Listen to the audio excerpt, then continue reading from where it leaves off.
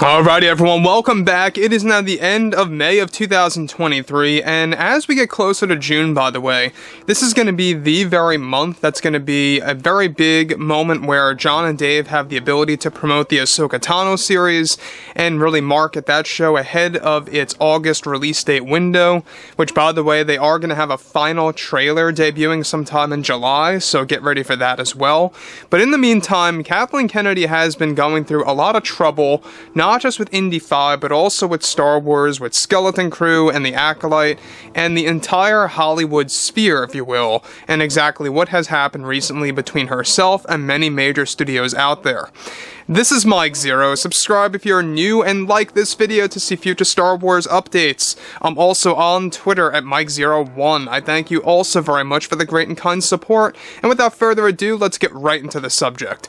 Now, we know one thing about Kathleen Kennedy right now is that she is going through a very desperate phase.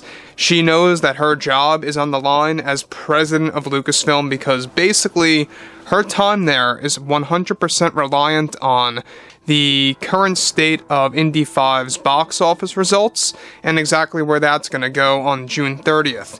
Now again, we got roughly 1 month, give or take, until this movie arrives in theaters, and they are doing some last-minute edits to this actual movie to make sure that it's going to have the best editing possible to increase fan engagement levels and to make sure that it's going to have a good flow to keep her over at Lucasfilm. So that's why she's so desperate with this movie, where there are, yes, last-minute changes happening, even though if minor, last-minute changes are being applied. Now, that brings us to the major thing that's going on right now between Kennedy and Hollywood.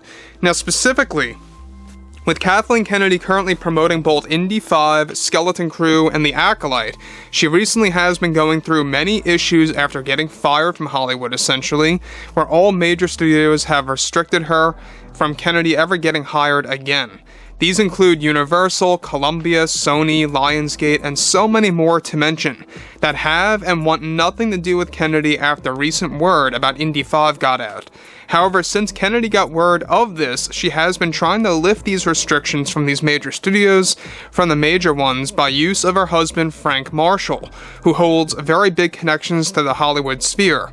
Surprisingly, she is even trying to use Frank to prevent her very own firing from Lucasfilm by the hands of Disney if INDY 5 comes to be a big failure, which Disney plans to let her go if INDY 5 can't reach a certain budget.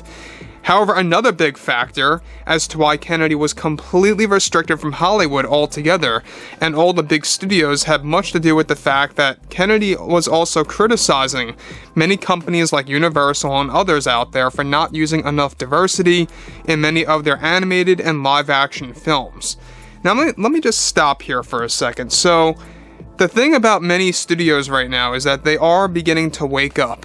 They're starting to realize that there is a pushback from common moviegoers and from fans or fandoms, and they're now creating actual products that just deliver fresh content that people want to see. This is why, by the way, Mario Brothers did so well, why Top Gun did so very well, and another great example, the Sonic film. You know, that really was a big hit, and we have Sonic 3 on the way already in 2024. So there's a lot of movies that are following that system by just paying attention, by making great sequels, great movies, and just catering to the story and not driven agendas at all. And when they got word that Kennedy felt that all of these studios need to get rid of that style and shift back to promoting agendas, that's when they really wanted nothing to do with her. But it goes beyond that. It goes way past that, and we're going to dive into this now. So, on top of that too, this talk of hers bounced back to these companies and was another factor why they want nothing to do with her, as they are now noticing pushback from common moviegoers, where productions force certain agendas in movies and shows. Additionally, Bob Iger, the Disney CEO, also had connections with other studios and suggested them directly to restrict Kennedy, as it turns out. This has caused an even bigger grudge between Kennedy and Iger. that is growing worse every single week, especially with the struggle of Indy 5 and with her contract being a complex one. Disney is relying on Indy 5 and its failure as a big flop to get rid of her entirely at Lucasfilm. So as it turns out, Bob Iger did play a very big role in how many of these Hollywood studios like Universal, Lionsgate, Columbia, Sony, etc. want nothing to do with Kennedy because Bob Iger knows many of the top executives, many of the CEOs, many of those associated with those studios, and really gave them a warning sign of what Kennedy can do to franchises. Now look, we know that Kathleen Kennedy's contract is a very complex one, and she does have a golden parachute. We talked about this, that even if she's fired, get this, even if and when she's fired, based on what happens with Indy 5, she's going to get paid millions.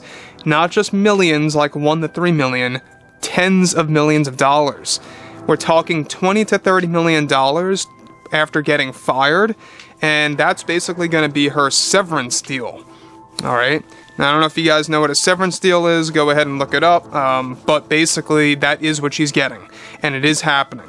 So that's already a thing that has been pre-planned, and the overall system for that, 20 to 30 million for laying off Kathleen Kennedy. Can you believe that? Getting paid that much to get fired or laid off, whatever you want to call it, is just insanity in my opinion. But the major problem here is Indiana Jones 5. The thing that worries me a little bit is we know that Disney views bad fan reception and bad box office results differently than what normal people consider it, right? If you look at, for example, The Last Jedi, which got really bad backlash by the fans, Disney to this day says, or at least the Disney executives say, that The Last Jedi was heavily loved by all Star Wars fans, or at least a great portion of the fans. Now, Bob Iger, recently woke up about this and realizes that, yeah, it was a big mistake, but the executives beg to differ.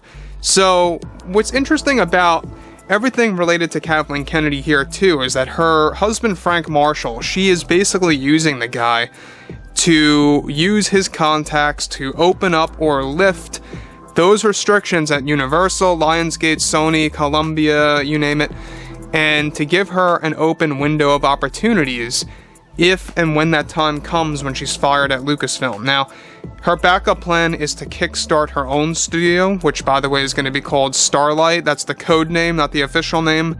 And she is doing that behind closed doors as we speak.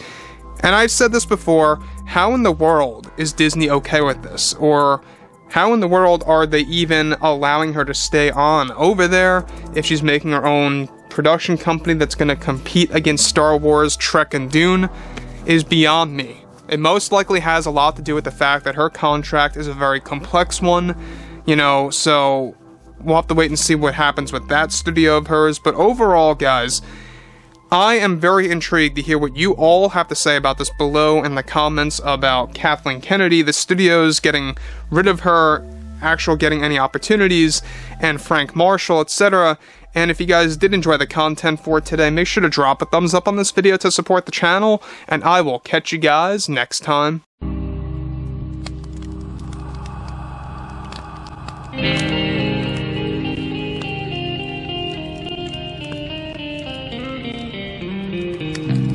Gun in hand, we are alone again. No, I'm not the one. From night to moon, we hear them moans again.